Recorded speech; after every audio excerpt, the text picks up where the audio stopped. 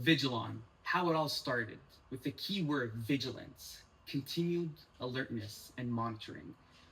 We started it with this philosophy and we implemented it in the drone and eVTOL industry. What we noticed was with this industry, they were very focused on reaching the certification line, focused on getting their products to the market. And we saw an opportunity to enable this ecosystem and solidify it by focusing on operational excellence. What can we do with AI and software to enable this ecosystem?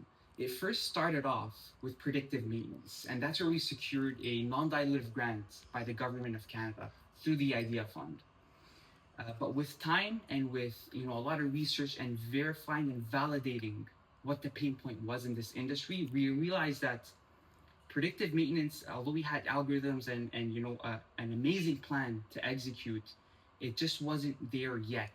So we pivoted to focus more on operational excellence, and what that means was focusing on compliance, focusing on workflow automation and fleet management. With that, that's what we're doing today.